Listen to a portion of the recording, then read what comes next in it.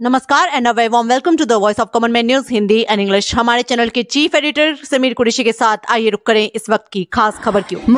आज आपण सगळ्यांनी पाहिलंच असेल, ही चित्र सगळीकडे संपूर्ण महाराष्ट्रात जात आहेत की एका बाजूला बबनराव लोणीकरजींनी जे काही शब्द वापरलेले आहेत शेतकऱ्यांसाठी, बळीराजासाठी, भयानक शब्दात, म्हणजे आपण ते शब्द पुन्हा उच्चारू पण नाही शकत, तसे विचार देखील आपण कधी आणू नाही शकत मनात, असे त्यांनी शब्द वापरले। साधी सोपी गोष्ट हीच होती की आम्ही स्थगन प्रस्ताव मांडत असताना त्यांच्या वतीने कोणीतरी किंवा त्यांनी स्वतः माफी मागितली असती, शेतकऱ्यांची माफी मागितली असती, बळीराजाची माफी मागितली असती आणि विषय कदाचित तिथे संपला असता। पण ते स्थगन प्रस्ताव मांडू न देणं, त्याच्यावर आम्ही काही बोलायचंच नाही आणि जणू काही सरकार आणि पूर्णपणे भाजप बबनराव लोणीकरांनी जे काही वक्तव्य केलं यांच्याशी सहमत आहे किंवा त्यांचंच अधिकृत ही लाईन आहे असं समज केल्याने आम्ही आंदोलन हाऊसमध्ये सुरू केलं आणि त्यानंतर आपण पाहतोय नाना पाटोळेजी यांना आज एक दिवसासाठी सस्पेंड केलेलं आहे, निलंबित केलेलं आहे। सगळ्यात धक्कादायक गोष्ट ही आहे की महाराष्ट्राच्या विधान भवनात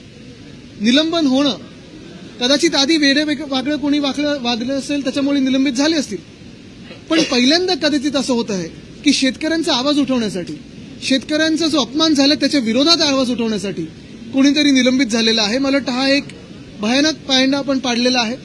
दुर्दैव ह्या महाराष्ट्राचं असं आहे की एक सरकार आमच्या डोक्यावर जे बसलेलं आहे ते सरकार निवडणूक आयोगाच्या आशीर्वादाने बसलेलं आहे आणि शेतकऱ्यांच्या नाही।